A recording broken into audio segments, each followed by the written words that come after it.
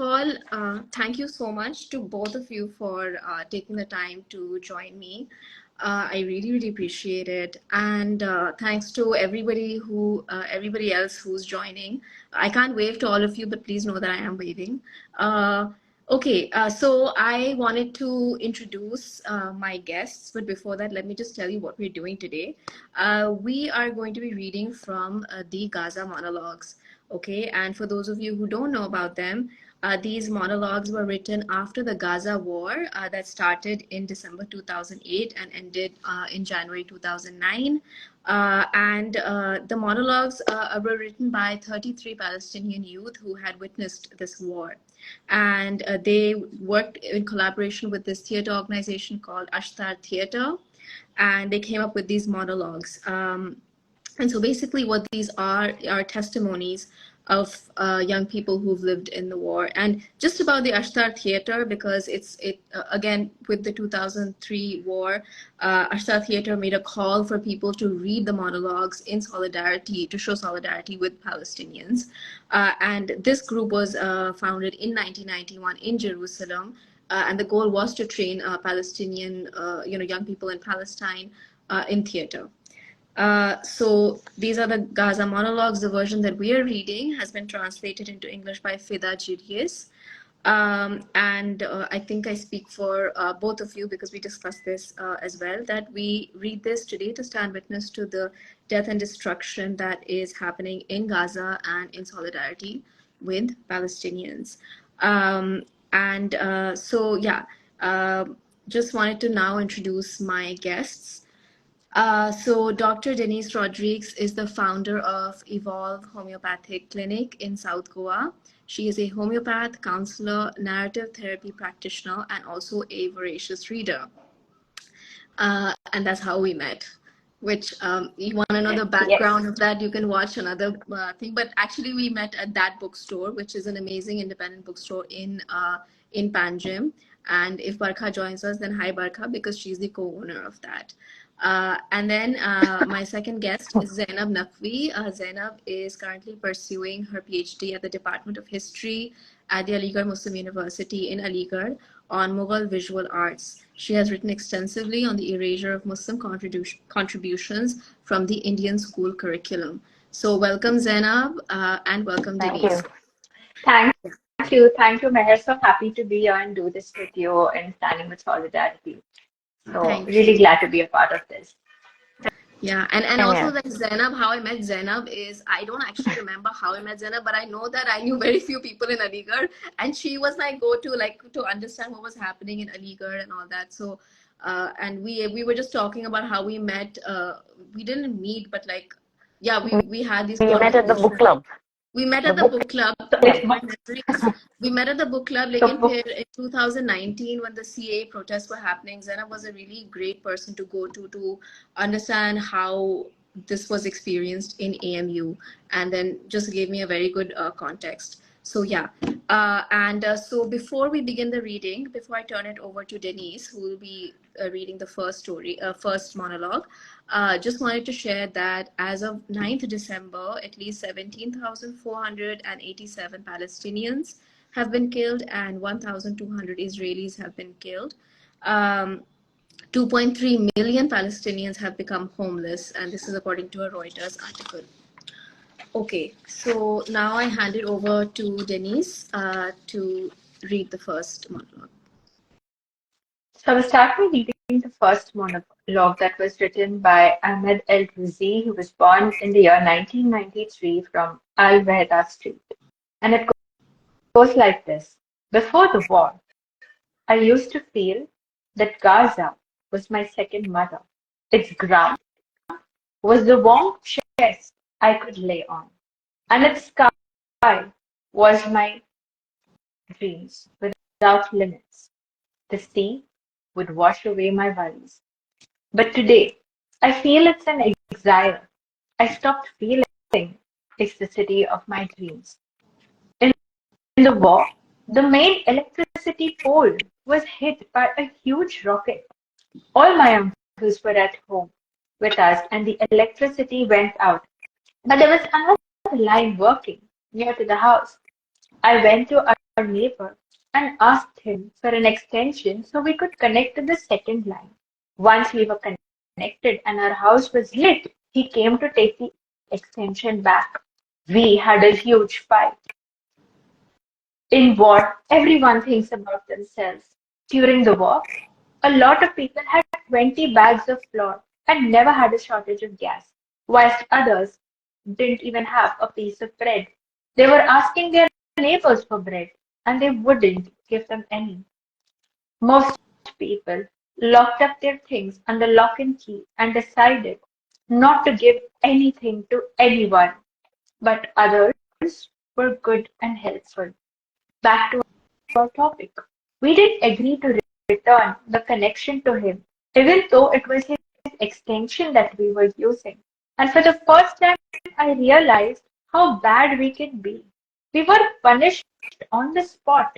The house next to ours was bombed and split in pieces, and half of it fell on us. We left the connection and electricity and everything and ran away to my uncle's house next to the municipal park. My uncle's house is close to a government building, and in the evening, people started saying that building would be bombed, and if it was bombed, my uncle's house might disappear from existence. We sat there not knowing what to do or where to go.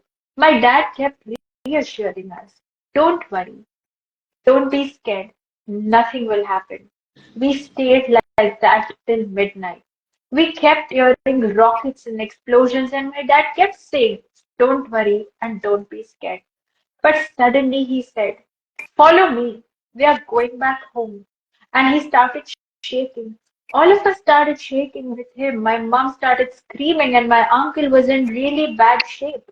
Anyway, all of us ran away in the middle of the night with my uncle's family. We ran home. We couldn't believe it when we got home. Till today, I don't remember where we slept or how. The important thing was that we were away from that building. We found that our neighbor had taken the electricity connection and we spent the night in darkness where his house was lit.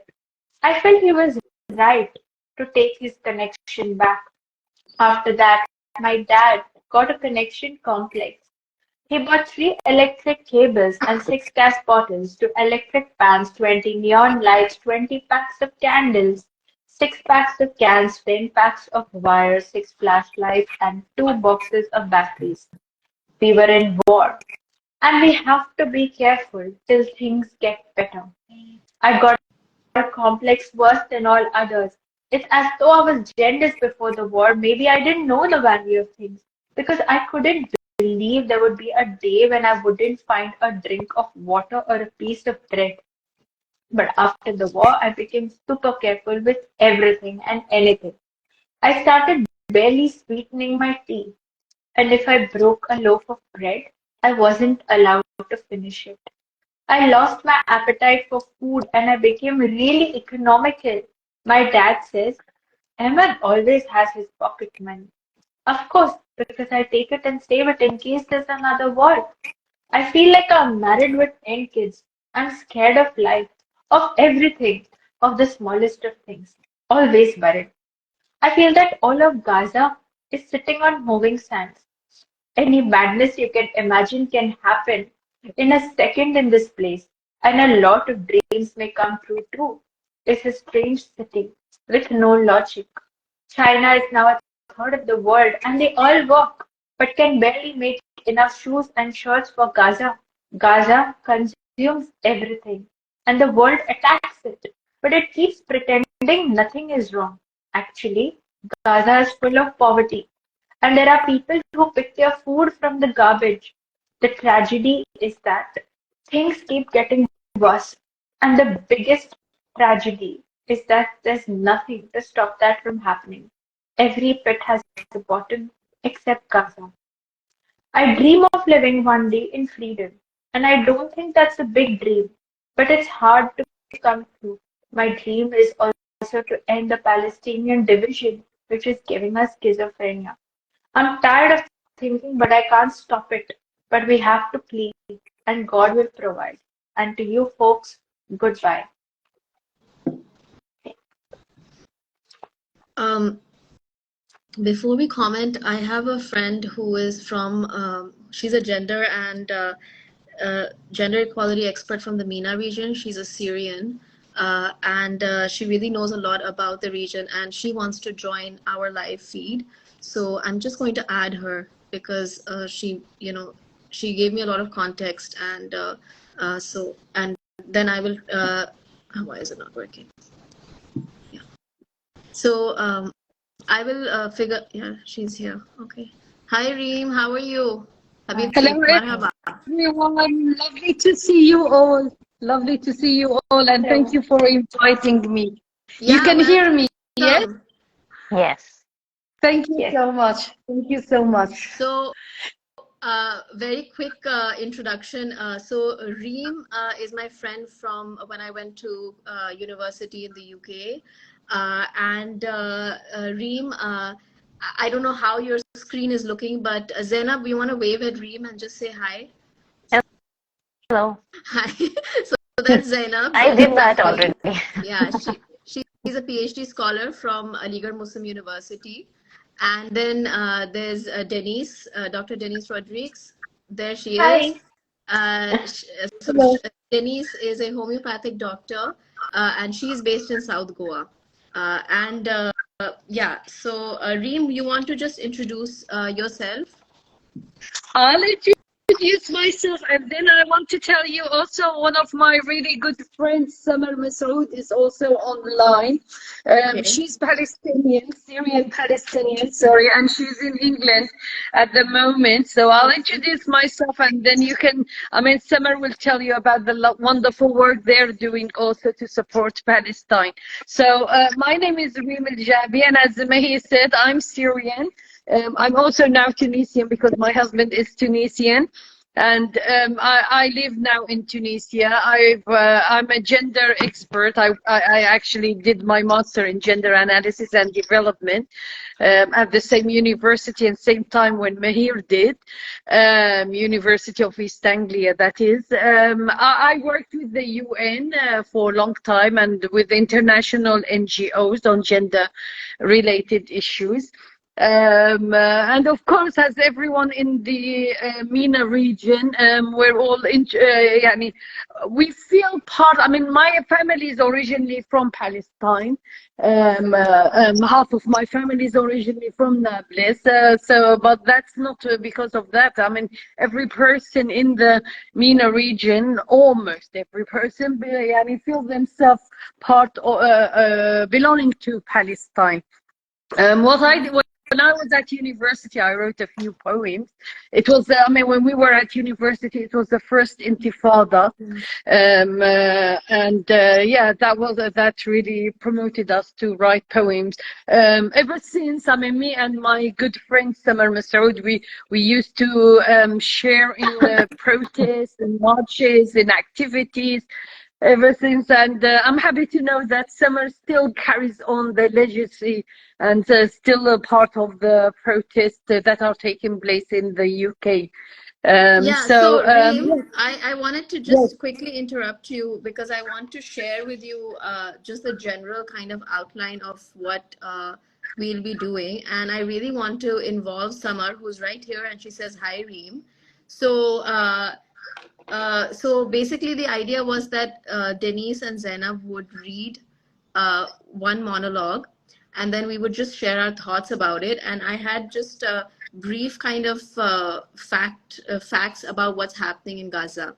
And then one of them actually was going to involve you because I remember I asked you about the Gaza blockade and why people are not able to move around.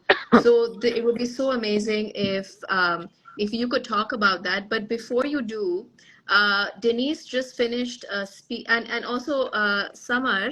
Hi, Samar. Hi, Samar. So, Samar, I'm gonna just invite you to join us. But briefly, I just wanted to just give Zainab an opportunity to just comment on what on Denise and what she read. She read the first one. Have you read the Gaza monologues? No. Okay. So Denise just finished reading the first monologue, okay? And so Zainab, do you want to just share like your thoughts about what Denise read? Okay, so like the first monologue of Ahmed, whatever he shares in this monologue, it's like exposes the deep sense of guilt in people, which is totally uncalled for, because worrying about your next meal, it's not something to be ashamed of. But in situations where everybody is hungry and everybody needs electricity, everybody needs, like we saw visuals on Instagram itself, people having their saucepans and they are standing in queues waiting for their turn to get food. So it's so sad that this person says, we were, like, I'd like to read, we were punished on the spot because the house next to us was bombed.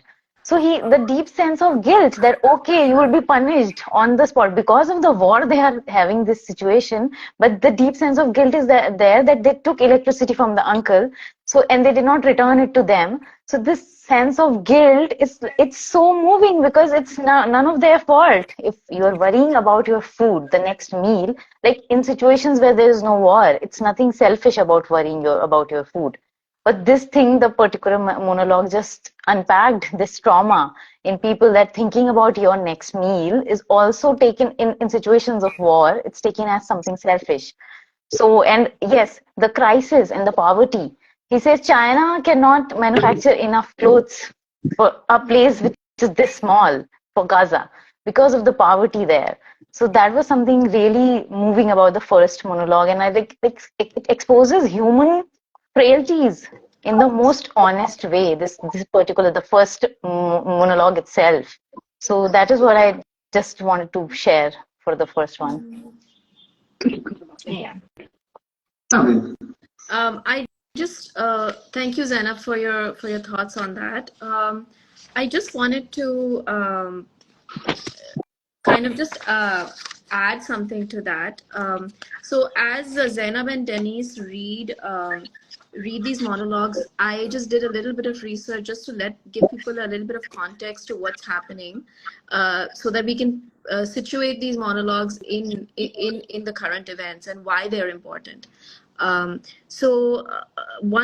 question was, what does occupation actually mean? When we say occupied Palestinian territories, what does it mean? Iska matlab kya hai, right? So this is the map of Gaza. Ulta dikh raha hai, but this is the Gaza Strip. Okay, it's basically just a very small piece of land. It's actually the size of Allahabad, Zainab. And for Goans, it's 100 square kilometers less than the Pernem Taluka. This is where people are, kind of jammed in. So, but let's go wider. There are currently 5 million Palestinians living in Gaza, West Bank, and East Jerusalem. ठीक है ना? This is basically, these are the occupied Palestinian territories, and you can see that in this map.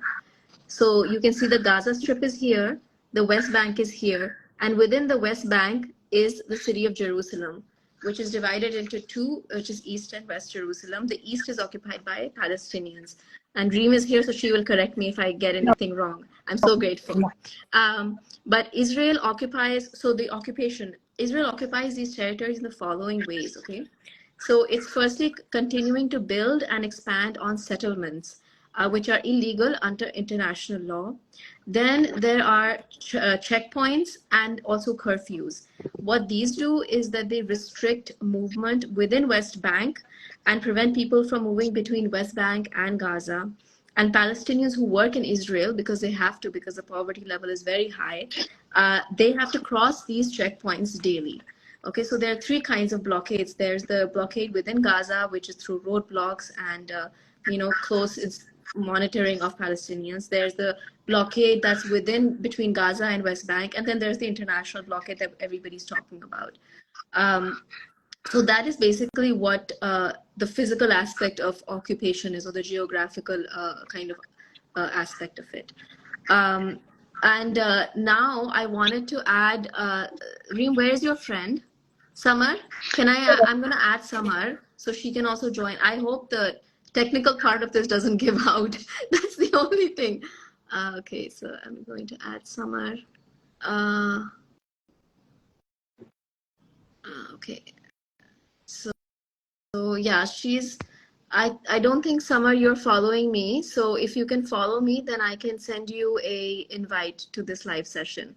But Reem, could you talk a little bit about what is the physical day-to-day life of Gazans, for instance, right now?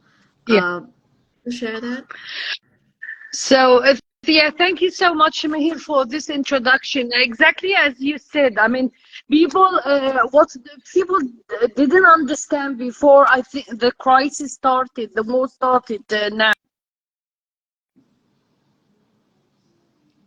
You froze.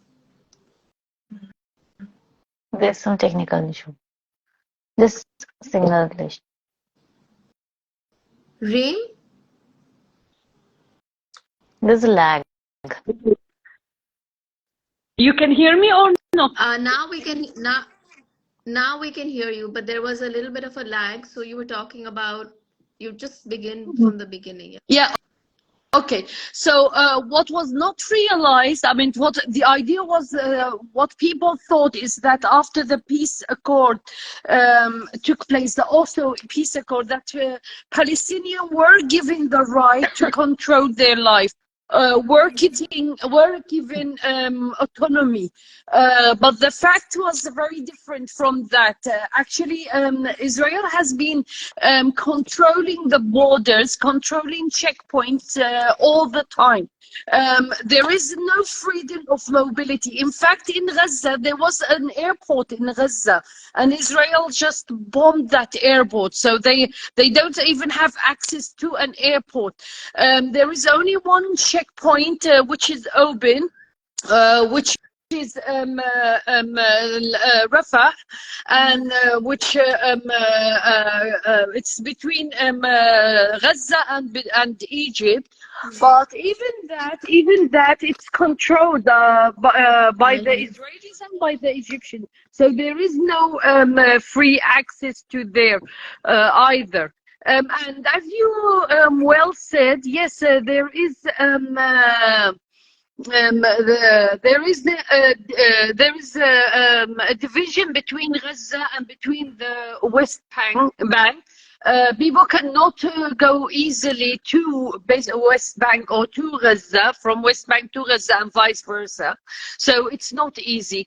Even between the West Bank and Jordan, I mean, there are two control points, and it's usually not easy. And again, you have always Israeli forces there.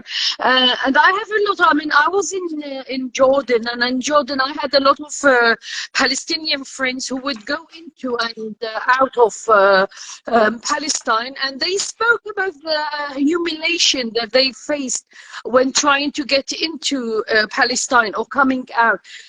This would include like hours of waiting at the borders, just waiting for nothing, you know. It's a kind of humiliation.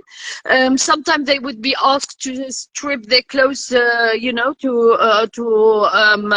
take off all their clothes. Sometimes they're just denied for no reason of entering or coming out.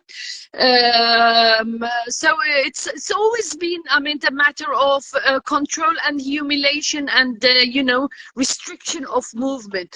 For example, my kids have a friend from Gaza. He went to study in Turkey like 5 years ago, and since then he doesn't go back to Gaza, even before the war. And when I asked him why, and he said, well, I'm always worried that if I go back to Gaza, I won't be allowed to get out again. I mean, a lot of students have actually lost the opportunity to study abroad because they weren't allowed to, you know, leave Gaza. We heard a lot of cases of pregnant women who had to go to hospital, or sick people who had to go to hospital abroad, who would just be left to die, slow, painful death at the checkpoints. So the borders, so there's always been seizures of border, and even by Israelis especially, and things now are getting worse, especially now. I mean, only Rafah is open, and the Israeli forces will only allow a few aid trucks in, and even those they would try to scrutinize them, and this is a practice that has been done a long time ago. I mean, we used to hear how funds or in-kind funds, supplies, food coming from abroad to help the Palestinians would be left to rotten under the sun. So it's a way of humiliation, and it's a way of restriction. Yeah. Yeah. Thank you, Reem. Thank you so much for that background and the kind of real life. Actually, anybody else want to respond to what Reem said? And one question I had for Denise was why you selected this particular monologue, but both of you can respond to what Reem said first. Okay. So could I go ahead or Yeah, then? go ahead. Yeah. And No, then, no, please. Yeah. So based on whatever Reem has said, so thank you, Reem, for putting out those facts and just letting us all on the same page as well as to what is happening and making us more sensitized towards everything. It is indeed very sad to see what has been happening, and also telling you why that I have chosen the first monologue is basically because it did make me think exactly what Zainab said. That guilt, and it made me think about how can we pour from an empty cup, when we ourselves don't have. Uh, do you, at this point, I wanted to ask, am I empathizing with Ahmed because they didn't have electricity, or should I feel sad for the uncle who took away the electricity? Because they have to look out for themselves, and there's no right or wrong in this space.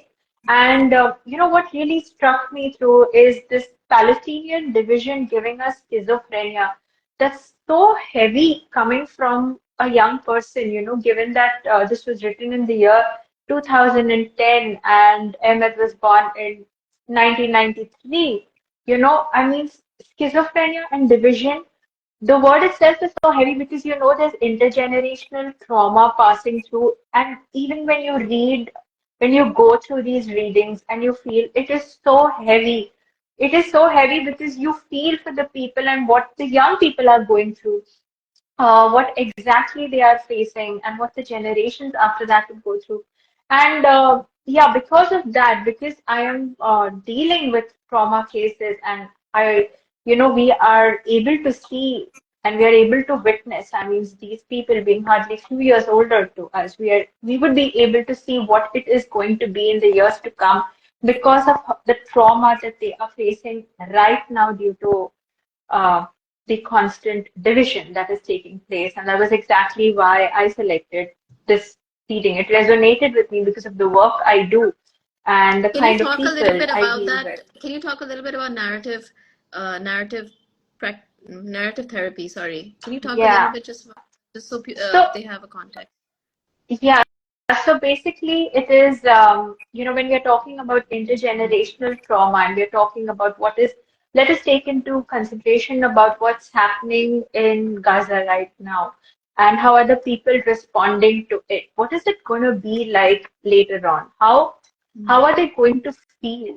What is the lens that they are going to view life through? If you see the entire monologues are filled with, so much of it's heavy because you see over there the children themselves are saying, I wonder, I was like as if I had 10 kids.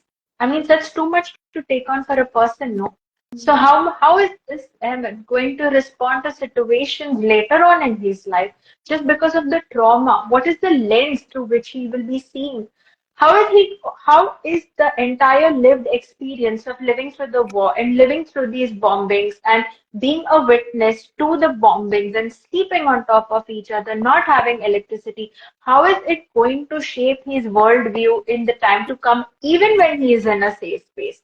Even if Ahmed manages to get out of Gaza, how is he going to respond to people?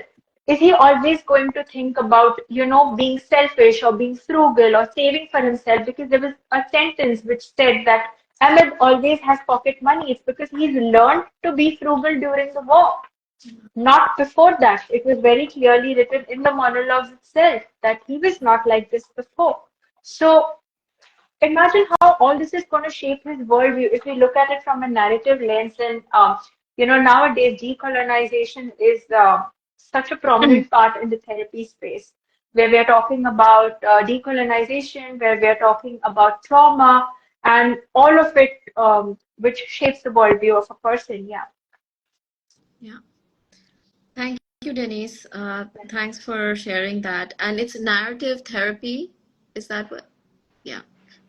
Can you talk? Yeah. Can you just tell us what that is, narrative therapy? Because Yeah, so narrative therapy is basically based on the stories people tell about themselves. And from these monologues and what we are going to be reading, the stories we tell ourselves shape our world, shape our worldview. So considering the fact that we just listened to Ahmed, how is this narrative of his lived experience going to shape his worldview?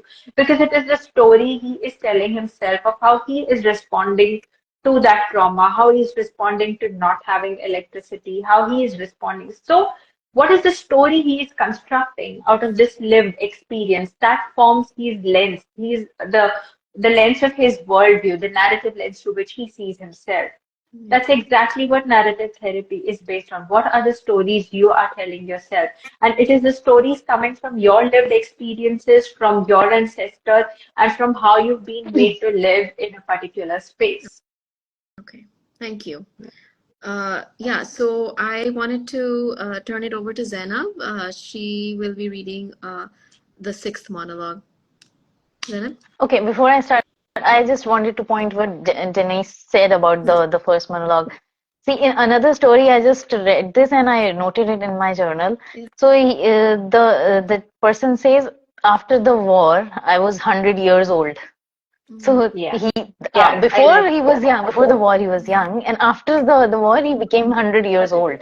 So that is the impact that the war has on people, and that just one war. And what Rim was sharing us with us, it talks about the times when things were normal. This kind of humiliation and torture is constant in their Yeah. lives. If we are not even talking about war, she's not talking about war. We cannot even imagine the unprecedented level of atrocities right now happening in Gaza, because this is normal times when they stop you at checkposts. So we cannot even imagine what's going on right now, because that is not normal times even. Okay, so I'll just get back to the monologue number 6, Amjad. So he's born in 1993, so it's not very old too. So it goes like this. A day before the war, Gaza for me was joy and happiness. Trips and going to the sea. Life seemed to be happy, and I wasn't thinking about anything. I had one dream, that Gaza would develop in arts and sports. I felt that everything was fine except these two things, but it turned out nothing was fine. No art, no sports, health, or safety. It's all the same. Gaza stopped being the city of my dreams because my dream is to be an actor. Am I going to be an actor for 20 people in Gaza and wait till the borders open? If it was in my hands, I would try as much as possible to reduce wars, death, and violence. It's a shame for every drop of blood that falls on the ground. I hate the silence and the abnormal tolerance that people have. I wish all Gaza would wake up tomorrow and walk these streets and shout loudly, enough. When the war started, we were playing football and the atmosphere was strange. The sky was red. Suddenly we heard a sound of a plane. I never heard a sound like that. We were all scared and lay on the ground waiting for death. After that, we heard the sound of a loud explosion meters away from us. We started looking in each other's faces and silently saying goodbye. Turned out the bombing wasn't meant for us. It was targeting a car of wanted men on the road above. But we kept lying down waiting for the second rocket. And all I could think was my two older brothers, who were to me, I was more afraid for them, for myself. And I think they also felt the same. I carried my sports shot and ran away from the field. As I ran, I stepped on a piece of shrapnel. I took it out of my leg and went out onto the street and saw them. They were three martyrs, and you couldn't make out their features. The first one's legs were on fire. He was looking at me and I at him. Among everyone there, he was warning me about something I didn't understand. It was then I knew he was warning me about a car coming fast towards us. Then I knew the real meaning of death. And instead of being three martyrs, they could have been four. I was shocked at the scene. I stood there watching. When I woke up after passing out, I ran home. The war came and went, and we are still living it. The victims are always the poor people who have nothing to do with anything. Even when there's an earthquake or flood in any country, the victims are the poor people, as there's a universal conspiracy against them. After the war, everyone started lying to everyone else. Lies, cheating, dishonesty, and deceitfulness. For positions and interest, the leaders and powerful people commit slaughters and crimes without batting an eyelid for feeling any guilt. Poor people get poorer and sick ones get sicker. I have lost trust in all mottos. The biggest speech from the biggest leader is bullshit.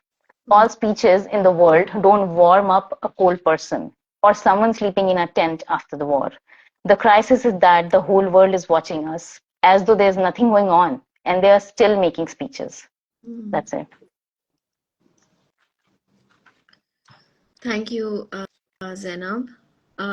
Reem, I wanted to just quickly tell you about this, what we're reading. So these are just 2 seconds.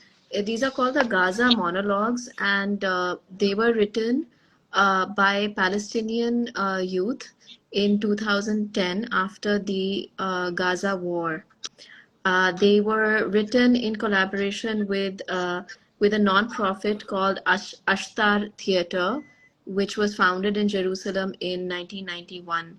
And basically what these are just testimonies of these young people's experience of living in Gaza, especially after this war. So, and now I wanted to actually ask you, after you heard Zainab read this testimony, what are your thoughts? And then I'll go on to Denise. Thank you so much. Yes, I do recognize them. Yeah, when you said the Gaza monologue, I thought you meant something new, but those I do know them. Yeah, well, I mean, you know, when I heard Zainab saying it, it's really Zainab. Sorry, Zainab, saying the monologue, it really took me to the MENA region, or the MENA region. I mean, this can be something that's been said by a young man in Syria, in Yemen, in Iraq, in where else? I mean, in all these, in Libya, and of course in Palestine. I mean, the thing is that yes, young people, unfortunately, in the MENA region are among the, I would say, among the unlucky ones who have to go through wars, through instability, and who, although they dream a lot, but unfortunately most of them don't believe that their dreams can come true.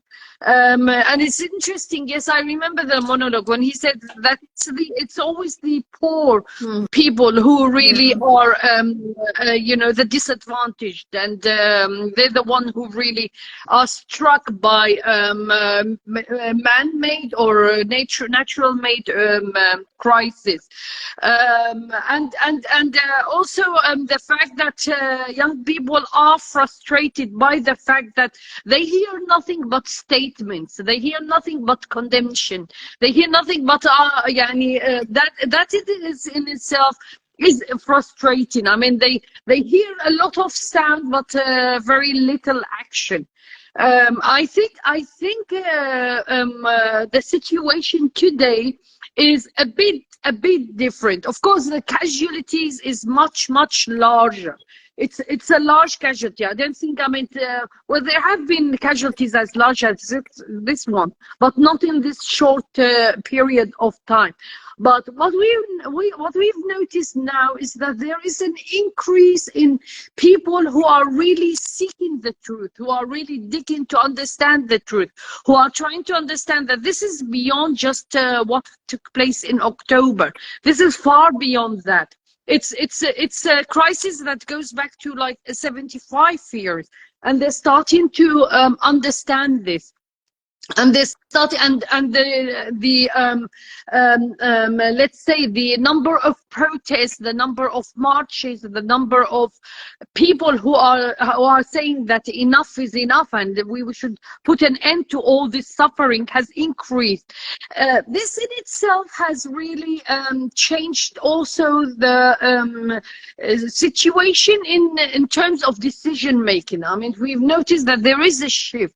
Okay, not as big as we want it to be, and not as still as meaningful as we want it to be, but there is a shift. There is a shift. People have started to understand, especially those who are in decision-making position, have started to understand that this cannot just go on. There has to be an end to that. Yeah. So, unfortunately, the suffering will still go on, unfortunately. Depression will increase, hunger will increase, etc., unfortunately. But hopefully there will be a light at the end of the tunnel, hopefully. So yeah, this is what I can add on that to. Yeah, Denise, you wanna Yeah, just a very short thing, because the just already beautifully summed it up, and I can't help but noticing through all the monologues how fear is so rampant, making Gaza a grave for children, you know. It's actually killing their dreams, killing their hopes, and killing their voices and all what they dreamt that they could be, because they don't know if they're going to wake up for tomorrow. When I read this monologue as well, and I was listening to Zainab read it, it actually reminded me of one of the monologue I was reading, because the car over here, what they have been talking about, which caused that accident, actually features in another monologue where a person loses his brother and the brother is martyred. What is this fear doing to people? As much as we are seeking the truth right now, I can't help but feel about what are all these lived experiences? What is all this fear? What's going to happen to these people who are actually living here and witnessing it day to day with, yeah, like Rim said, this depression is going to increase, the hunger will increase.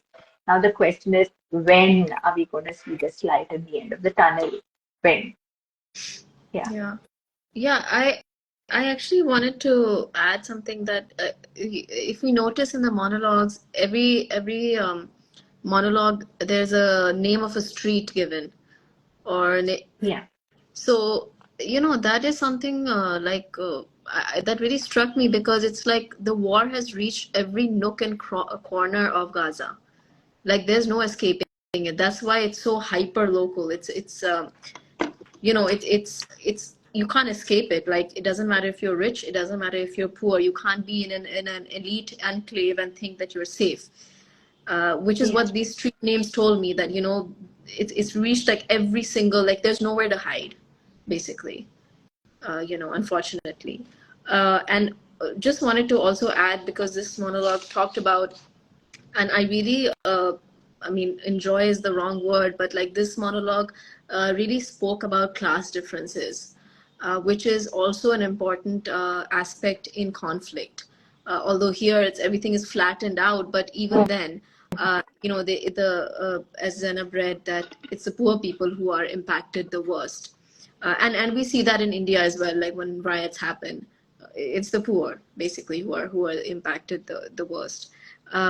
So I just wanted to add that in 2010, when these monologues were written, 38% of Palestinians were living below the poverty line in Gaza, according to the Palestinian Bureau of Statistics. Now, UNDP predicts that 660,000 people more people will be pushed into poverty if this war continues in the third month. And development in Gaza will be set back by 16 to 19 years. So, yeah, it's not good news. And but I also wanted to add to what Reem said that, you know, this, I feel like there is a shift in the way that people are talking about Gaza now. There's much more awareness. There is much more of a pushback when the media and when Zionists try to push their own agenda. I think the world is much more in support, or at least aware of Palestinians and the unjust way in which the world itself has ignored them for so many years. There's this revival of support for them in a way that I haven't seen before.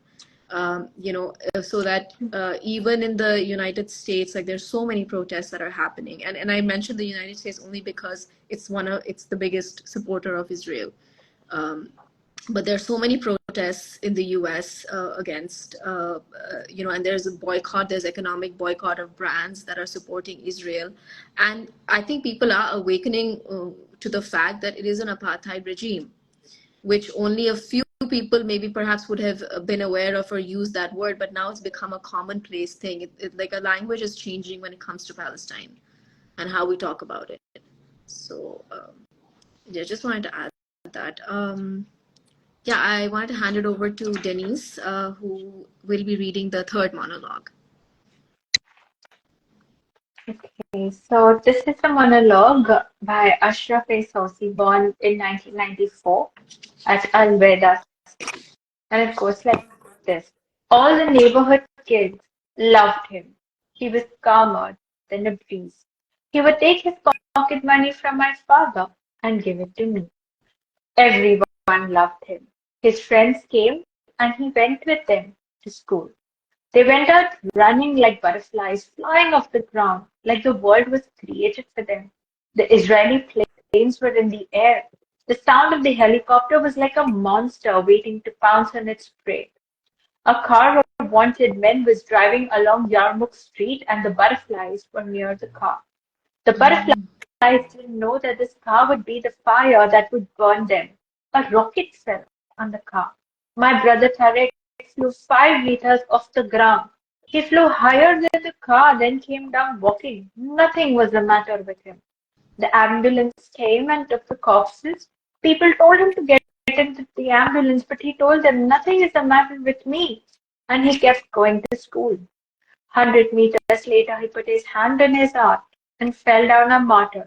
I was in the street waiting for the school bus, and my sister told me to go see what's going on.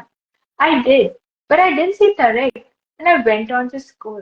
While I was in class, my uncles came and told me you will take 3 days off school.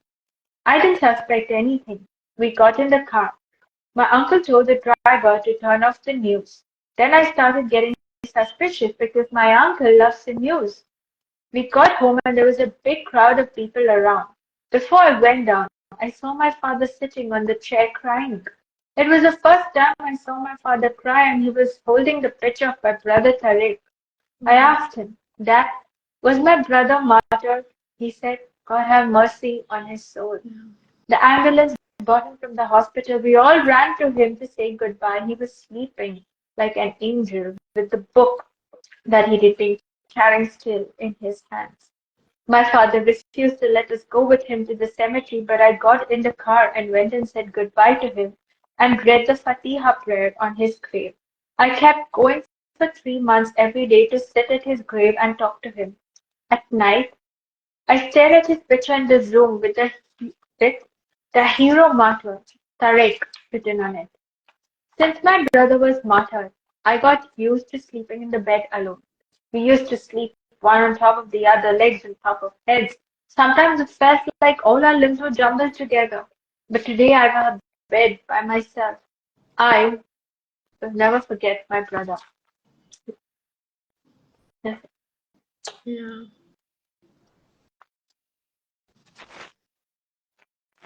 There's like a sense of heaviness. I mean, obviously, like, you know, as we keep reading these, yeah, there's a feeling of heaviness. Zainab, You have any?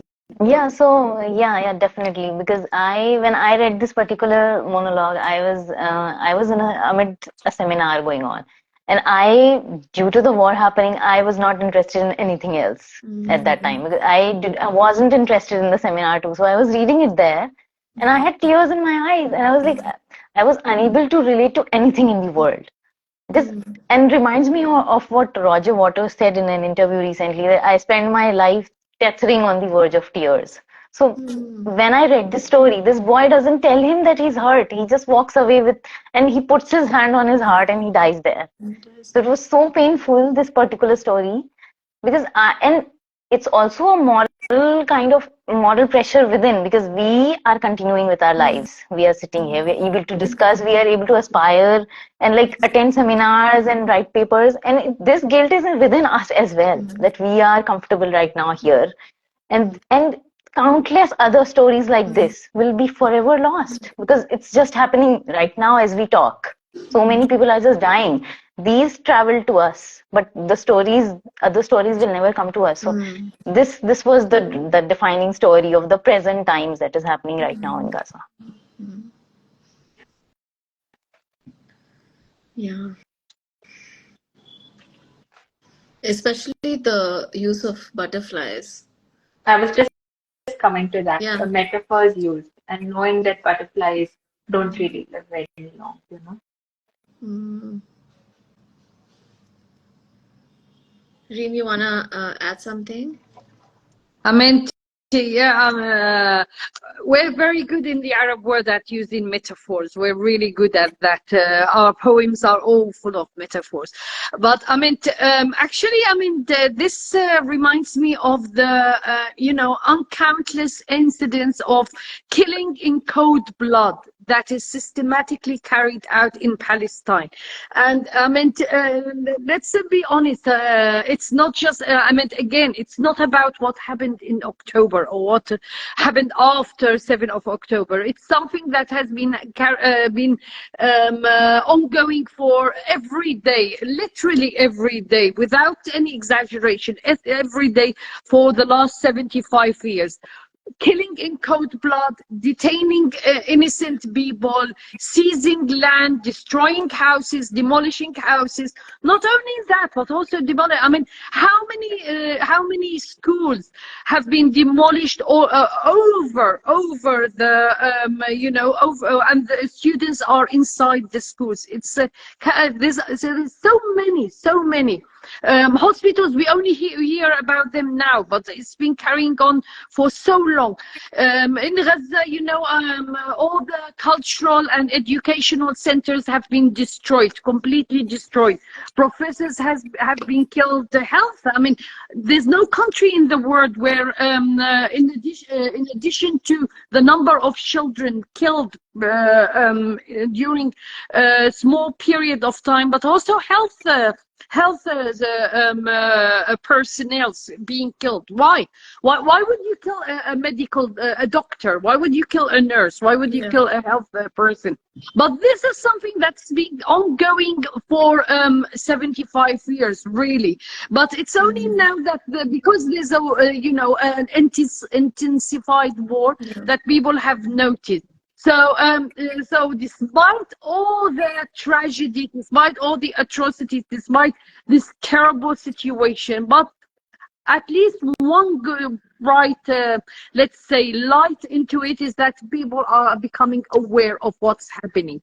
I don't know if you remember, for example, Mohammed al-Durra, more than 10 years ago, his father was trying to protect him. He was at the side. They were bending down at the side of a wall, and the father was trying to protect him, and a sniper just, killed him, cold-blooded, just killed the boy. The boy was 10 years old.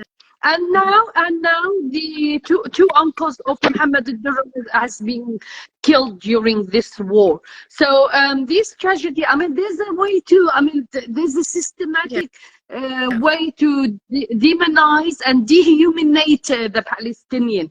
And this is what it's also all about, to say, no, we're not going to allow you to keep on dehumanizing us and demonizing us and calling us animals. I mean, they call us animals, and nobody think of that as anti-Semitist. So this is, I mean, it's all built up. So yeah. Yeah, And I can go on, but I'll no, stop here. no, yeah, and you will. I mean, I will definitely like turn to you. But one thing that I wanted to just jump off, you said systematic. So when we think of systematic elimination, it's basically genocide, which is the word now being used in Gaza.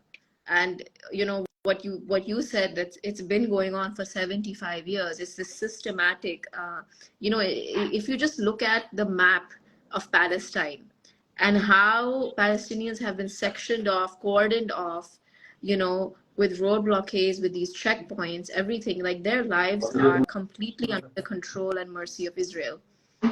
And so when they live, how they live, and when they die, it is Israel controls that. And now it's more systematic. It's more, you know, kind of almost like machine-like, the way that Israel is, you know, basically, yeah, it's a genocide is what's happening, because Israel wants nothing more than to basically end Palestinian lives. There's no other intent, you know. Although the last that I read when I was preparing for this is that there is a chance of ceasefire talks happening.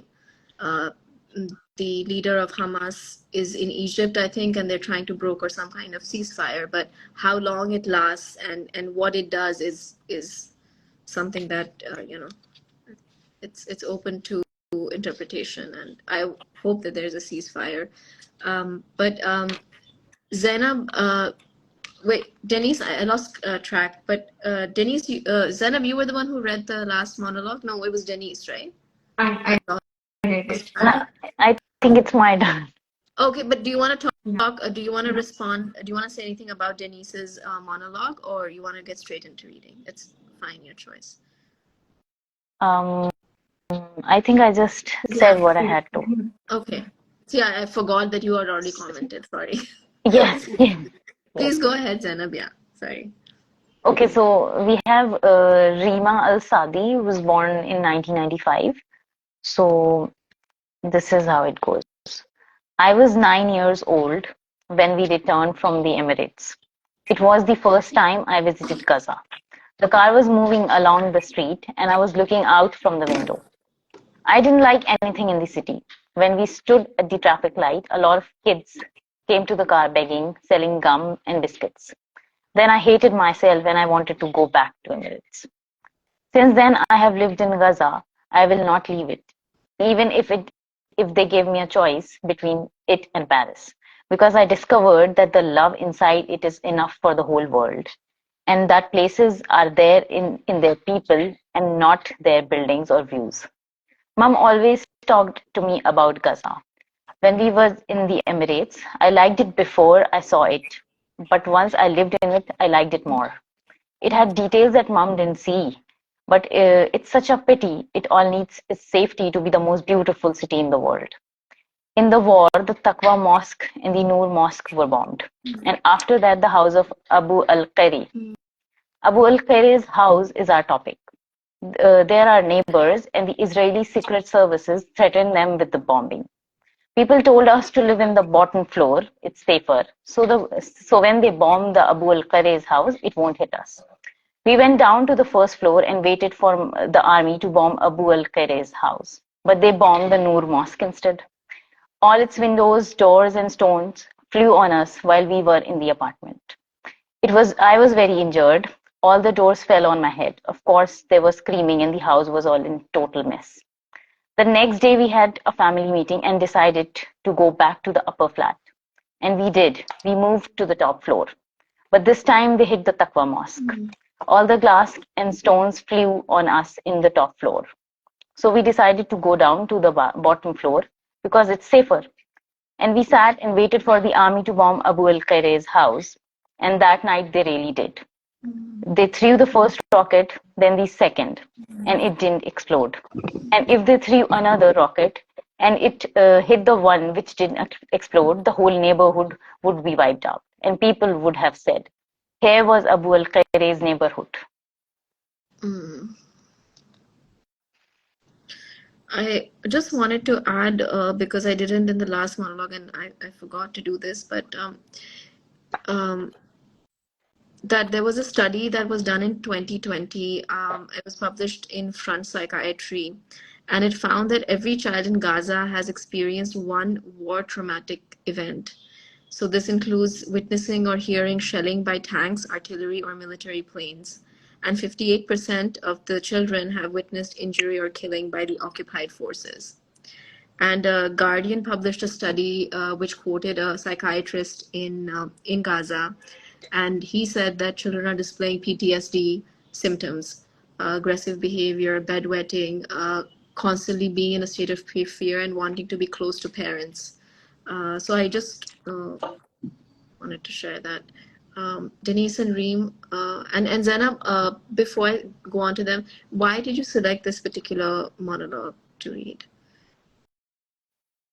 Yes, because of the graphic details, what happens when bombing happens. So they decided that it would be safer elsewhere, but then the opposite happens, and then they realize that no place is safe because the whole neighborhood could be blown, and because of their mistakes that the first rocket doesn't blow, so it can anytime happen that the second rocket they threw because they think that damage is not done. So for their nothing of their fault, the whole neighborhood could be blown. Although, as IDF says, that it wants people to vacate their houses before they bomb places, which is why we are such a good army in the world. We tell people, this is what the official statement was, that we tell people before blowing their houses. So it is also so contradictory because they did inform that they are going to bomb that house, but they did not, and then they bombed the mosque instead. So if two rockets would fall in one place, the double damage would happen, and the people did not know what to do. It's not their fault where to go, so they stayed on the first floor and then they moved to the bottom floor. But in each place, this child was hurt, and in fact very badly damaged. So, and then the irony is there in the last statement that the whole neighborhood could have gone. So that kind of trauma and vulnerability is there. Yeah. And the uncertainty, the panic, this constant state of panic, and thinking that one wrong decision could end your life and your families. That's the thing. But Denise, you want to respond? Yeah, I mean, considering this, considering Rima El Sadi was just about 15 years old when this came out, when the monologues were when monologues were written. And you could see from a child's point of view, where she said she was 9 and how it was. Yes, it is very graphic, but for a child who initially missed Emirates and then choosing, and I would say again, reiterate on that, choosing to see the love amongst people. So much so, she still calls Gaza a beautiful city, even though they were waiting for the bomb to fall on them. I mean, that love is for the place, for the people, because it is said over here, right? But there was the because I discovered that the love inside it is enough for the whole world, and that places are in their people, not in their buildings or views. It is so deep coming from a 15-year-old, and to view it from the lens of a 9-year-old and what she experienced and her trauma, given the fact that you just read about the rate of PTSD and anxiety amongst all these children. So yeah. Reem, one question. Do you want to first respond? Then I have a question for you. Go ahead, ask the question, and then I may add to it. Yeah, go ahead. Well, one question that I did have was, like, for instance, in this monologue that Zainab selected and read, that she lives in Emirates, but she chooses to come back to Gaza. And it's not just her. There were, I don't know where I read this, but there are people who Palestinians who are living abroad and they shift to Gaza. That can you explain why that would be? Knowing the situation in Gaza, why would they choose to shift there from a a stable environment? What would be the reason? It's a very complicated question, but I mean, the answer to it is quite complicated. But to put it in a few words, it's a matter of homeland, belonging, feeling among family, feeling in a community that is yours, that you belong to.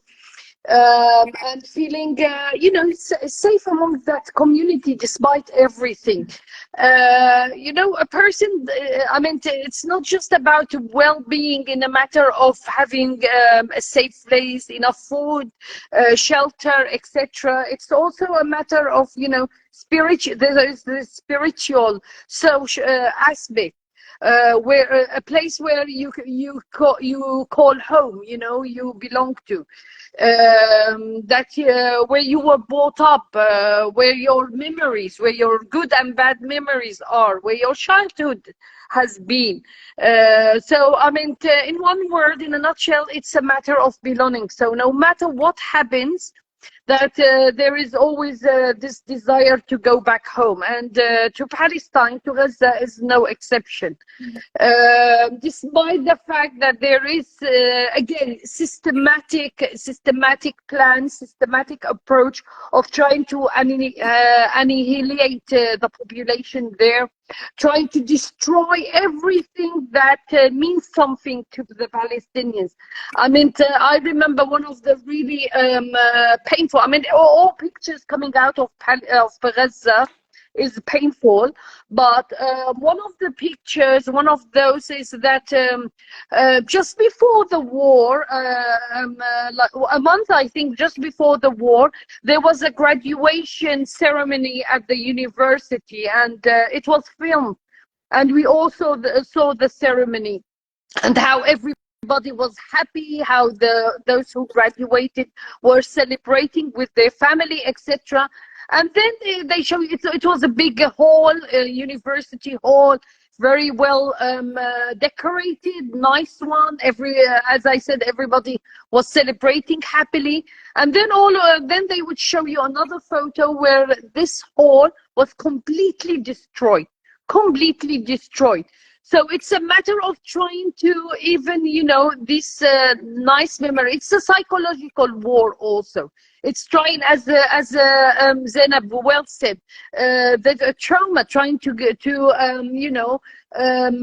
impose, trying to make sure that everybody carries a trauma to an extent that they would want to leave.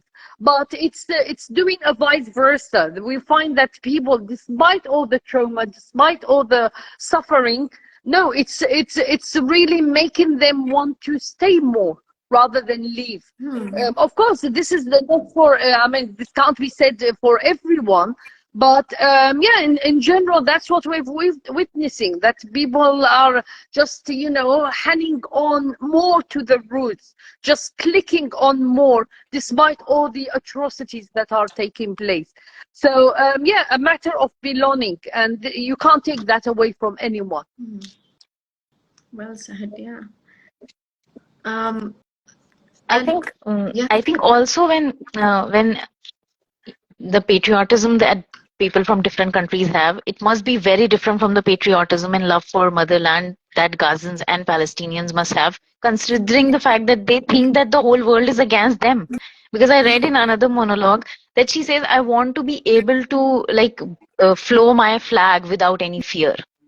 So as Indians or any other nationality, we never had that fear. We were proud Indians, and we are able to. But when you are aware that the whole world is in a way oppressing your nation, you feel more attached to that nation. Just like it happens with sects. When you come from a smaller sect, you are more attached, and not when you are the majoritarian one. So I think the love for country for Palestinians and Gazans is very strong because of the fact that they think the whole world is abandoned them, because they keep saying this in the whenever bombing happens also, that are you watching what is happening to us. So I think that also happens. Absolutely. Yeah. Uh, Denise, you wanted to say something? No. I think, yeah, I did say Yeah. what I had to. Reem, is there any way that we can invite Samar to join us? Because I asked her to, I followed her and I sent her an invite. Would she be comfortable joining us? Because it would be really, I think for all three of us, it would be quite a privilege to have her join us. I'll ask Um, her. I think yeah, She texted now. she's She on said she wanted she's driving, to I think. join. but I Hello. To think there's join for 10 so minutes or something. her account Yes, is private, yes. so I followed her, but she needs to follow me in order for me to send her an invite to join. ये होता है Insta पे. So, meanwhile, Reem will continue with the reading, yeah, while you talk to Samar, yeah, and then at any point that she wants to join, we'll stop and invite her. Yeah, I also just wanted to again add, just to give a little bit of context now, that after this attack on October 7th, Israel imposed a total blockade on the Gaza Strip. And I think we all read this probably in the news, but basically this blockade is a ban on food, on electricity and fuel. And actually, Reem is not here, but she shared an audio with me. So it would be nice if but she's trying to organize. Reem, there you are. So, I'm here, dear. I'm so here.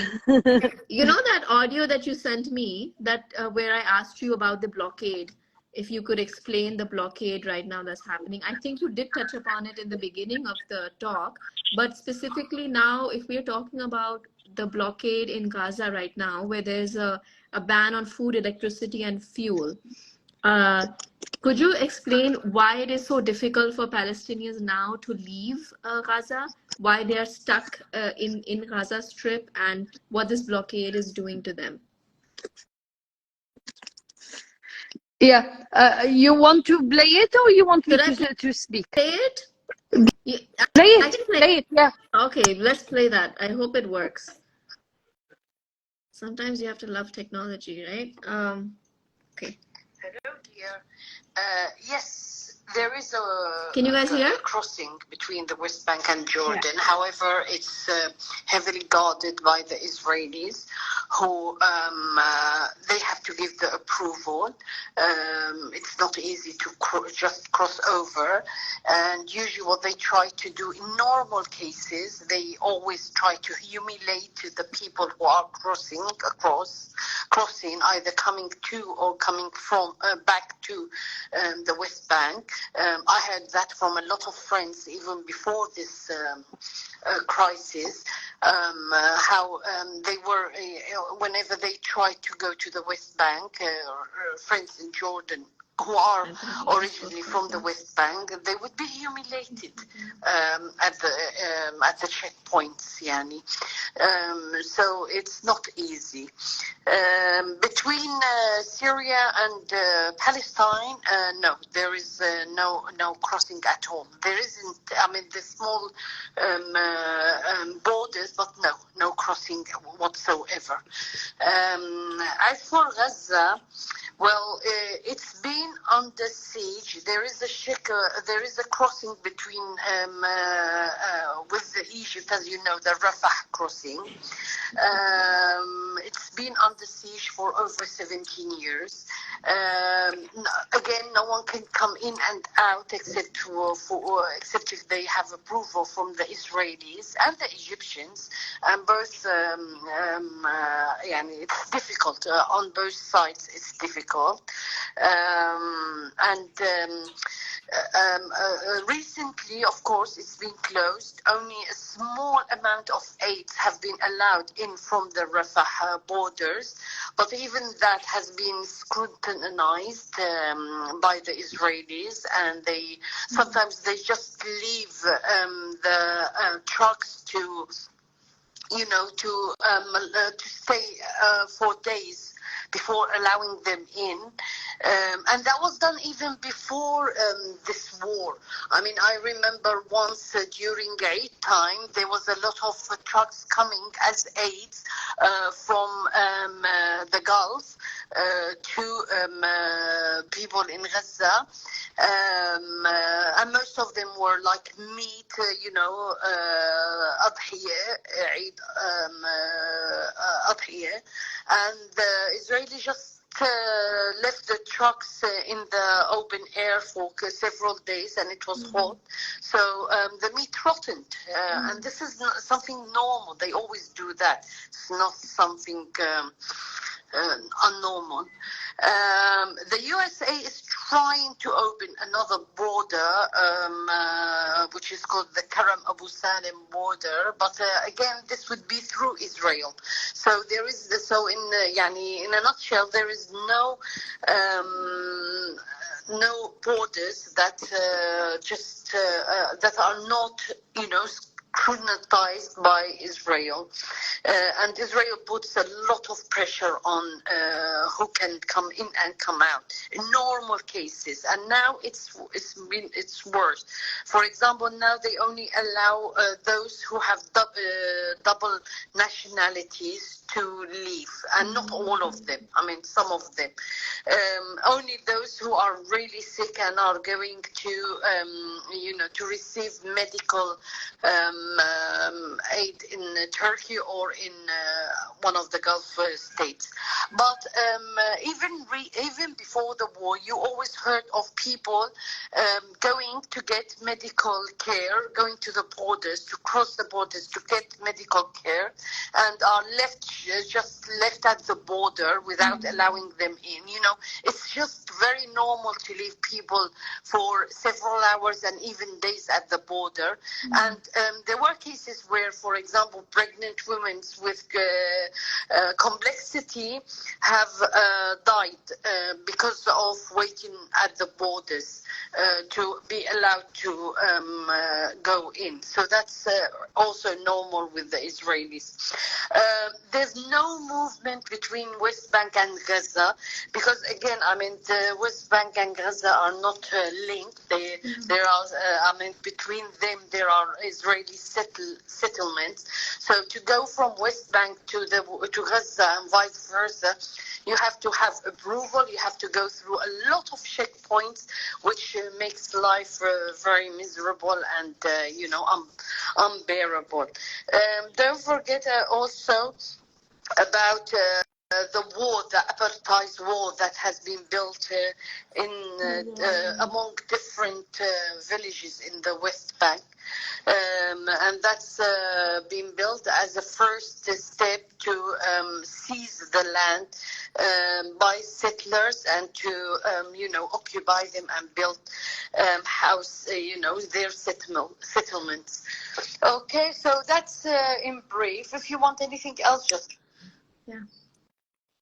Thank you for that. So, yeah, that is a very detailed, gives us a really good idea of what the blockade is and how difficult movement is. I mean, I'm glad that I played that. Denise, you want to read the last monologue, 30th. which is monologue 30th? So I'll be reading the monologue 30 by Yasmin Abu Amer, who was born in 96 in Al-Shujaia. And it goes like this. I want to be a specialist in the science of metaphysics. What is behind nature? You know why? Because I think that Gaza itself is behind nature. And I got so much from my presence here in Gaza that I would like to transfer my skills to others. The Shujaia camp is always the center of events. Each time the occupation wants to invade Gaza, they pass by our house. When the war began, people left their houses thinking that the Shujaia would be hit. It's normal in this case to leave our house.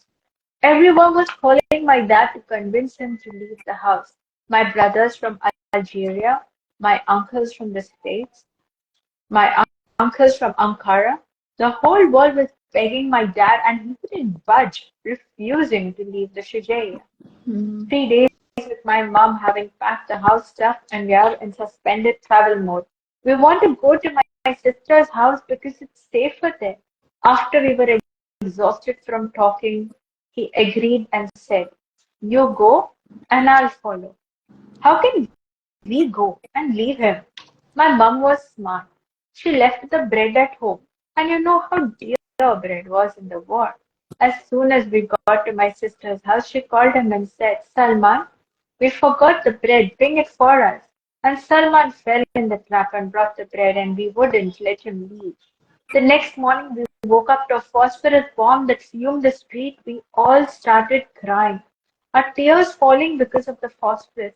The bomb was easier on us than Dad's taunting. He said, "I told you, let's stay home. It's better for us. There's no place like home." And on it went. What added fuel to the fire is that the mosque and house next to my sister's house were destroyed in the bombing. And you can imagine what my dad did to us.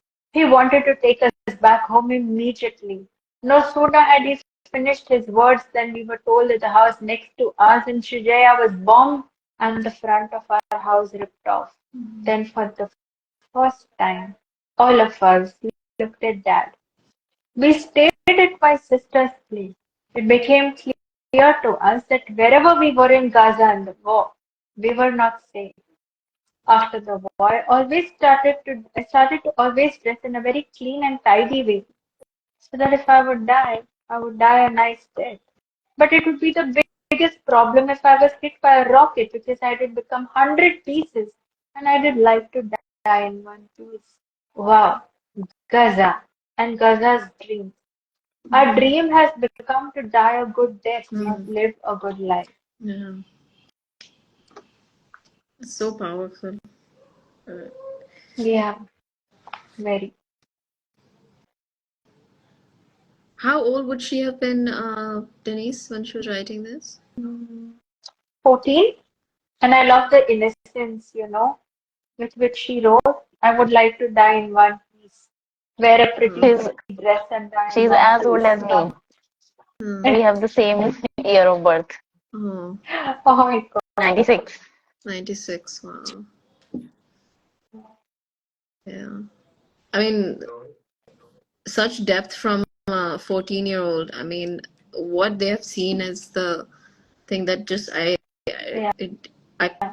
yeah, I can't like even like imagine I can't process the amount of uh, just trauma that these children have gone through. But that was in 2010, so she would be in her 20s now. So, but also just wanted to point 28. out that white, is there somebody who's talking aside from us? No. Not from my end. There's okay. Yeah. So no, there was a use of white phosphorus that you mentioned. It's white phosphorus, and it was actually used in 2009 in the Gaza war, but it was also used. It's being used now, as we found out, and it causes chemical burns, and it goes right to the bone. And it actually cannot be used under international law. It cannot be used in densely populated areas. It can be used, but not in densely populated civilian areas. But as we know, Israel has been using it. Yeah, Zainab is, I think she's going to come back. But Reem, you want to, Zainab, you want to, sorry, Reem, do you want to respond to what Denise read? And then Zainab, please go ahead. Yeah, so thank you so much for this, and sorry to say that Summer cannot join because I've just told me here there's a 9-year-old Palestinian girl in the UK who died, and of course, the first thing that came to mind is that how did she die? And we don't know yet, but I mean, this just shows that unfortunately, I mean, the life of Palestinians, as you can see, is not only at risk inside Palestine, but also outside Palestine. I mean, we heard of the 60-year-old boy in the US who was killed by a neighbor just because he's Palestinian. We heard of the 3 young Palestinian men at university who were killed just because they were wearing kufiya. We heard, we hear a lot of these incidents, and we become worried. I mean, what do you call that? I mean, if somebody attacked the Jews, it's called anti-Semitism. But if somebody attacked the Palestinian, what do you call that? What do you call it? So that's the thing. I mean, that's a double standard that's really being carried out, that the Palestinians are really, and the Arab worlds are really fed up of, you know. It's, I mean, I hate to say it, but it's also a racist, you know, discrimination carried out. Who is really allowed to live and who is not? Who is worth to be given the opportunity to live and who is not? Whose life actually is worth something and who's not? So this is actually the issues that are really, I mean, they've been there for a long time. They've been there all the time, actually, but they're really surfacing now. People are starting to notice them better now. So this is another issue. And whenever you want, Mahir, I would be happy to just, you know, tell you one of the poems I've written. I mean, when I was at school during just before the first Intifada and during the first Intifada. So, and this is just to show you also, I mean, this is my monologue to show you how we viewed things then. Yani, and you would be surprised to know that not a lot of things actually have changed since then.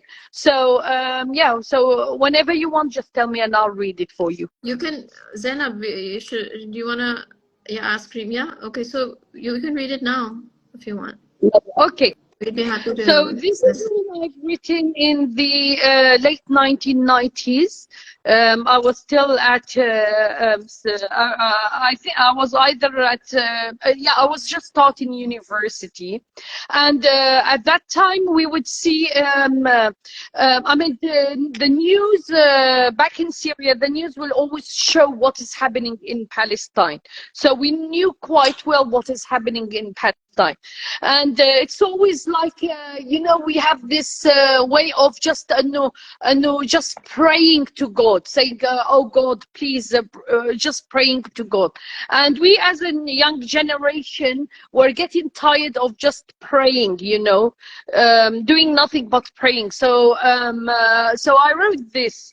I wrote, a few words cannot express the emotions of a burning heart, the ideas flashing in the mind, the force that flows through our blood.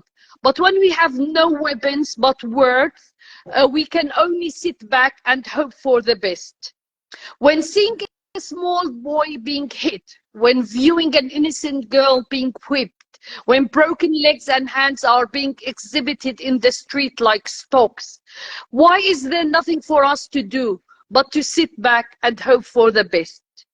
When people are thrown from a plane, when victims are buried alive, is there really nothing for us to do but to sit back and hope for the best?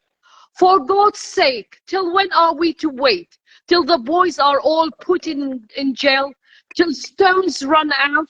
Till when are we to sit and hope for the best? So this is one of my angry, you know, small poems that at that time. I have more, let's say, positive ones, but I wanted to show that how we really felt at that time, and that was like 30 years ago, and how what is happening now is no surprise to us. How what has happened in October is no surprise for us. It's a build up of what has been carrying on in Palestine for all these years. So hope for the best. Thank you for sharing that poem, Reem, and I could feel like the sense of frustration anger, but also a lot of energy. Like a will, a call to action, if you will, that you were kind of trying to communicate to us. So thank you for sharing that. Zainab, would you like to add something?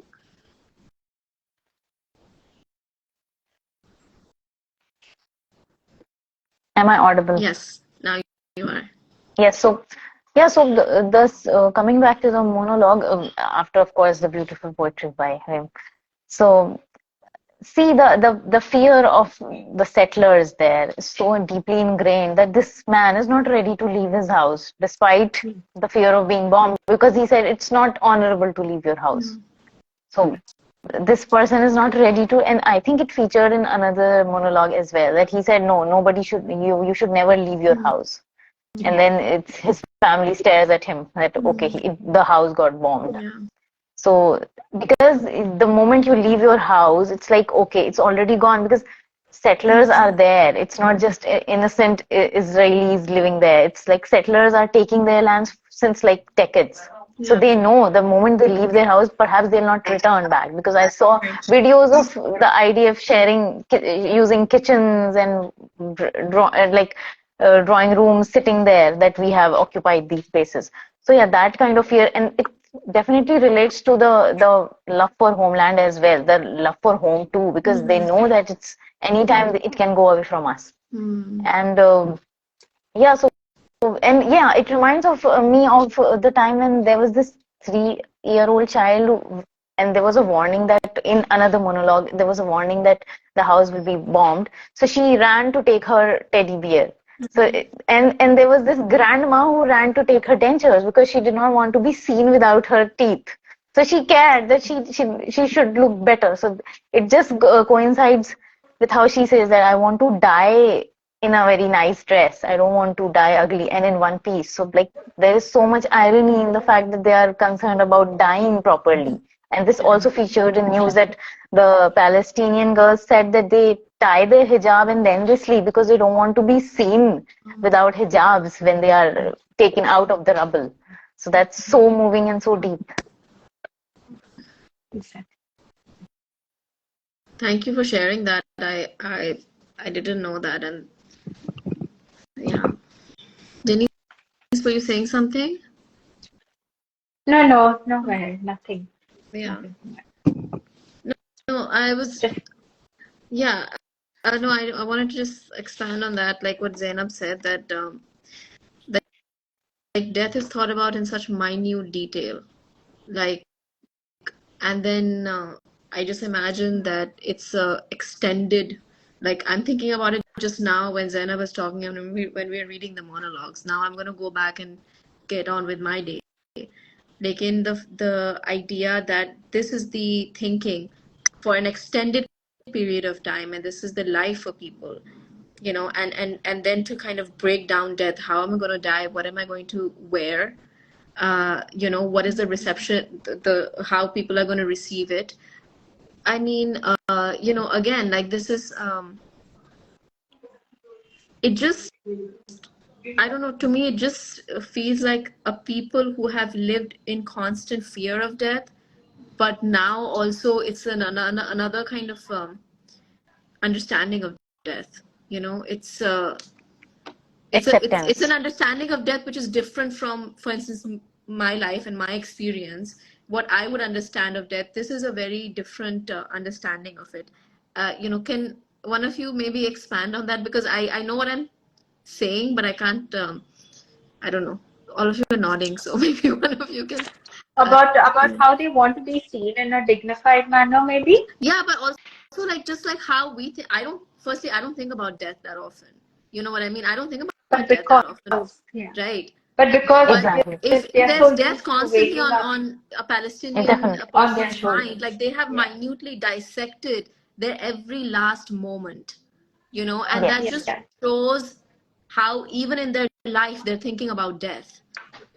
Yeah. Exactly. So perhaps And what today to you wear sleep and and how to be yeah, seen. yeah, yes. Yeah, maybe today you sleep at night and your house is You bombed at don't night know. and you just Yeah. that is your last They, last day. So And the way they say that we are all waiting for our turns, because war is endless and the present war is endless. We all are waiting for our turns. Today we might be perhaps running behind loaves of bread, but we all are waiting for our chance because no place is safe in war. Yeah. So it's just today somebody else is dying, tomorrow it might be me, Might be us. and if not today, then day after tomorrow. So yes, so yeah, so every day the dress that they're wearing, it's perhaps also the last dress that they're going to wear. So they have deeply like absorbed the idea of the last day, because we are never aware of our last day, but they are somehow. They can reckon it. So yeah, that. Reem, you wanted to add something to what Zainab said? Yeah, sure. Actually, I wrote a poem about that, calling it The Last Supper, actually. But I won't read it now. I'll send it to you.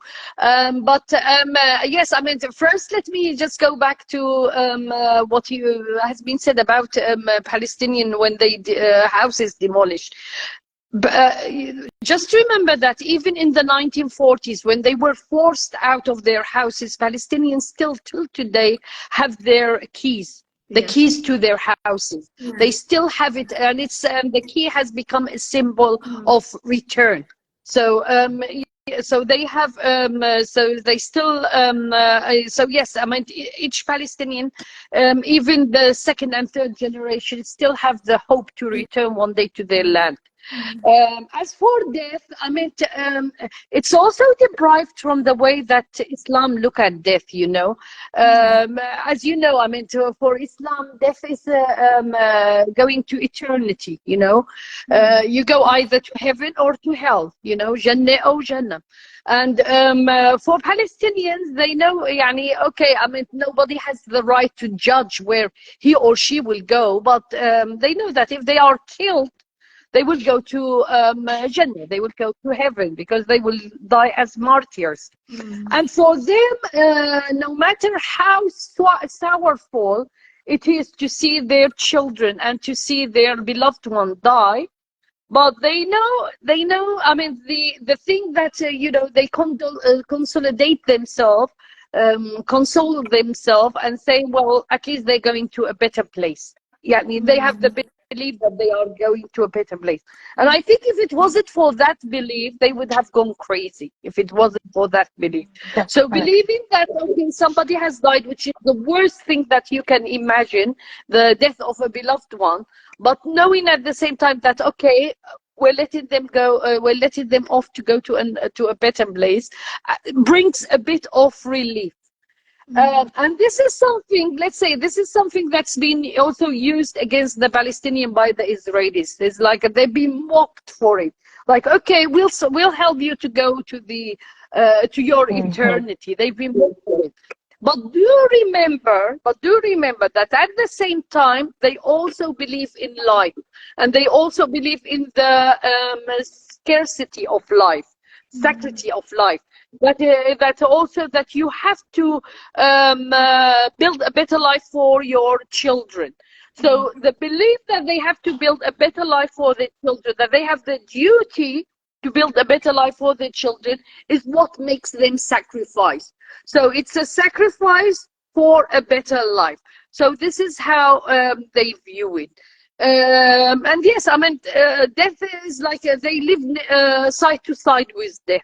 You cannot, I mean, this is the way to see things. Yeah. Yeah. About the poem, Reem, Reem and I will be discussing, from next month on, I'm talking about Palestinian fiction. So Reem, please can you save that poem for our next discussion? Because I'd really like you to read it. Yeah, so anybody else who wants, you all want to respond, or do you want to go on to Zainab?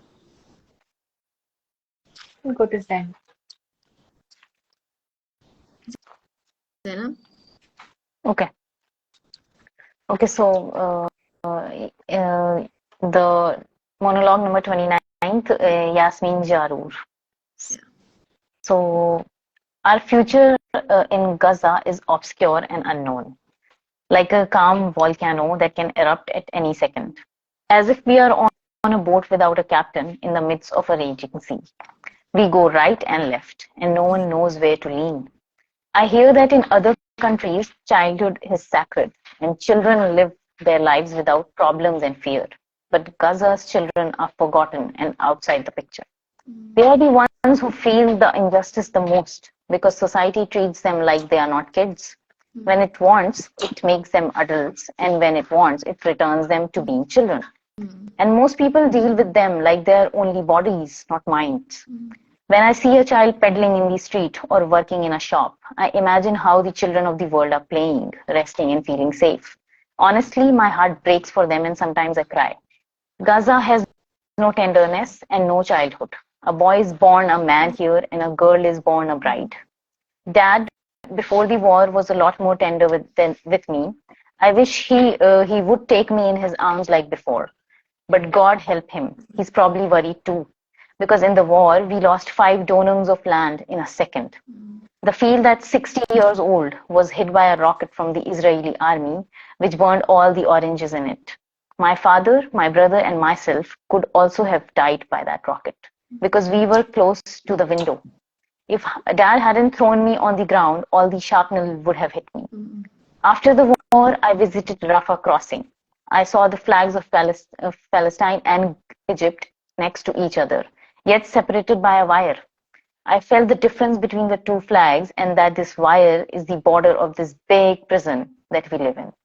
I felt how stupid and unjust is the world, and I felt like breaking all the borders and ending all the differences between races and religions, so that everyone in the world would be brothers. My dream became to live in a safe country, even in a small village, in a distant island at the end of the world. Now, this is where I read the flag reference. Yeah. Wait, what? Can you? What was that? Can you remind me again? Uh, he wanted to be able to flow his flag without any fear. Yeah, that what the discussion before this, The, what you the were sense of saying that. patriotism for Palestine is different than with that what we have for our countries. Yeah, absolutely. This one is filled with a little bit of hope. I also feel like something that this child is aspiring for. Um, yeah. Before we discuss, I just wanted to read one monologue, and then we could just talk and conclude. Um, so, yeah. So this is number 19, written by Fatima Atallah, and she was born in 1996, writing from Ash Sheikh Radwan in Gaza. Actually, I'm going to read Gaza because that's how I pronounce it, but I know it's not the right pronunciation. Gaza's fish ran away, but people were not able to. They opened the sewage into the sea, and if the sea could talk, it would tell them, "Shame on you for what you're doing to Gaza and me." Instead of music and acting schools, Gaza became a school for shooting and murder. I am very scared by nature. I'm scared of cockroaches and birds, and I worry day and night. The first day of the war, all the girls went home except me. I was the last one to leave school. I was sitting there shaking, couldn't stand on my legs. Finally, I felt that if I don't help myself, no one would. So I gathered my courage and stood up, shaking, and walked like a tree in the wind, all of me trembling. People were walking near me, but no one felt me. The sounds of rockets got louder, and the horror in my heart grew deeper. Usually, the distance from school to my house is half an hour, but that day I got home in 15 minutes because of my fear. It was the time I was the most scared in my life. Every second I thought I would die. It was the first time I feel this terrible loneliness, even though the streets were full of people. I got home and stood at the window.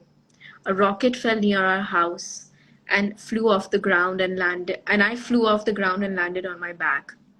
For the whole year, I couldn't stand at the windows. I started sleeping in an inner room that doesn't have a single window. I think I'm still scared till today, but I pretend not to be.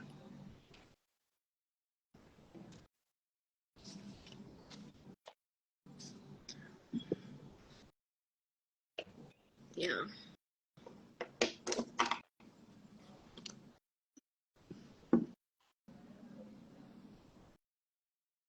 I mean, I don't don't think that there was a better way to capture the horror that The is happening fear. to people in Gaza than capturing it in the form of these monologues. Because as you read it, you really feel, the first-hand kind of experience. Like bodily, I'm sure all of you do. Like the experience of being in the place of this girl. And I like the fact that there's this loneliness that she feels. Like fear is communal, that we experience, they experience it as Palestinians, but then also I actually felt the fear when she was walking and nobody seemed to notice her fear.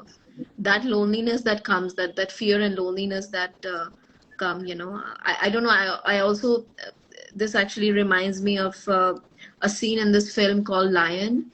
I don't know if any of you have seen it, but it's about a child who gets lost in Calcutta. And he is a boy and he's in the Howrah railway station in Calcutta, and he's completely lost, but there are people all around him. So it's a kind of a fear and loneliness that actually comes from being in crowds. Um, it's a kind of a claustrophobia in some ways. But yeah, I wanted to just this was these were the readings, and I wanted to just have each of you just give a little bit of your additional thoughts. I know you've shared so much, and I'm very grateful. But let's should we just start with Zainab? You wanna say something, and then. I am really grateful to be for you to bring us together reading this, because nothing else is more important right now than thinking about Gaza and Palestine. Because, and in whatever capacity that we can, because there's not a lot that we can do when world leaders are bent on removing that piece of land from earth itself. Yeah. So, but then, yeah, the sense of guilt that keeps coming, what else can we do? We can just sit and think, perhaps donate and speak about, because there were so many people who were like, what can you do by posting online? But then it's okay, it's not me who's going to change the situation by posting, but it is for my own self-satisfaction that at least I'm doing something in this corner, instead of posting some pictures of mine. So that kind of satisfaction that is necessary for my own well-being, seeing the graphic violence that we see every day on Instagram, because I saw the transformation. It used to be a happy place with people going to vacations, posting their pictures, and then it suddenly became a graveyard. Like you every time you open Instagram, you cry because you see people dying, children dying, which is why I was bent on reading the piece, the monologue which had children's trauma in it. Because there are so many children dying and it's so bad. They are in constant pain. There's no anesthesia there, and they are undergoing treatment. So it's such a graphic kind of trauma and suffering that you keep seeing. So it's really important to keep talking about, at least the situation that is there, even if we are not able to do a lot. So still talking about it is important. So that is what I felt when I instantly said yes. Yeah, which is why. Thank you, Zainab. Yeah. Denise. Yeah. So yes, thank you, Meher, for having me on this platform, because this was my way of responding. And just like Zainab said, many people ask me to, what are you going to do sitting in one corner? Why are you posting? Do you even know? I got a lot of slack, which I shared with you the other day, Meher, for actually sharing about Gaza, sharing about Palestine. Or are you, even people DM me and said, are you on the side of Palestine? I mean, no, there's a mass genocide happening, right? How are you going to respond to it? And posting about it and making people aware about what is happening, that there are children over there who are being killed, and it's just not fair. This was my way of standing in solidarity with it. And I do believe that as much as we talk about personal healing, it is the collective which needs to heal as well, to prevent all this trauma, to prevent all this fear happening and carrying forth in generations. There is a collective which needs to heal. And this collective today, even though we are on one side of the world, it is this collective who, when we are standing in solidarity with the people of Gaza and Palestine, that is how we show, that we are here for you. That's the little we can do. Just by creating that awareness, just by creating that, telling people about what really is happening. Yeah, responding to this trauma, responding to this genocide, and this is just today was just about responding to all that has been happening. This is my bit of doing whatever we say, donations or whatever small way. This is, I think, a small way of how we can make it known Yeah. about the reality of what is happening and about the pain people are going through and about the trauma that's going to come in the generations. Yeah. Yeah. Thank you, Denise. You're welcome. Reem? Yeah, so thank you so much, Mihir, for this. This is a really important session. One thing that I've been saying for the last 70 days is to address the misinformation that's coming out from the other side. We know that there's a lot of lies, a lot of misinformation that is coming out. For example, when they speak about women being raped, I mean, because they know that this is a big issue in the international community, but there has been no evidence, no real sustainable evidence to show that women have really been raped. You I mean the mean, they may have. hostages? Sorry? You mean the hostages that the Israeli hostages? Is that who you're talking about? Yes, yes, Okay. those and yes, and the others. I mean, I mean, babies being put in oven and burned, etc. I mean, there's a lot of stories coming out, which I mean, I wouldn't really just say, no, okay, I'm gonna discharge these stories, but I'm asking, please bring me evidence, bring me fact-based evidence, so that I understand what's really happening. On the other hand, there's a lot of evidence of human rights violation and abuse against Palestinians. I mean, I worked a while with an international organization where we looked at children and the status of children in the MENA region, and we found a survey that showed that each year around 700 Palestinian child as young as 12 years old are detained and prosecuted in the Israeli military army for throwing stones. I mean, throwing stones has become a crime that they prosecute. Not only that, but also there is a research done by Save the Children, which shows that like 86% of those who have been detained are being beaten, 69% are being strip searched, and 42% are being injured at the checkpoint, including gunshots, wounds, and broken bones. So there's a lot that is really happening that we know is taking place against Palestinians in general and Palestinian children. So I think what is important is to go on and bring these evidence-based facts to show actually what is happening, and at the same time to address the misinformation and lies that are being you know, are being put on media. So this is our responsibility for the time being. Yeah. Thank you, Reem. Yeah, I wanted to just say that I really genuinely want to thank all of you for your time.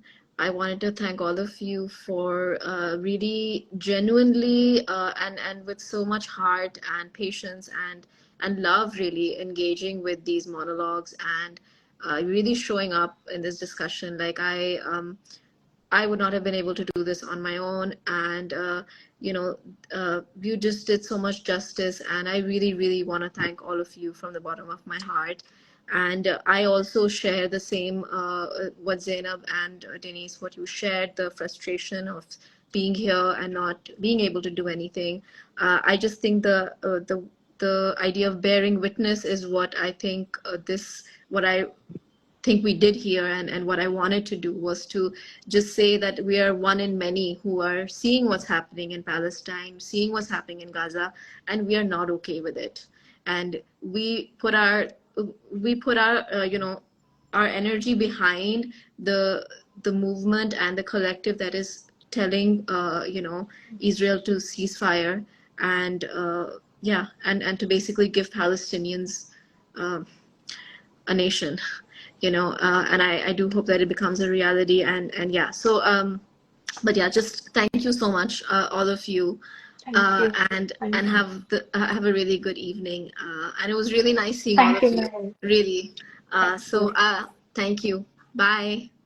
Bye. Thank you so Thank Bye. much. you. Bye Bye. bye. Bye. Bye, guys. Thank you.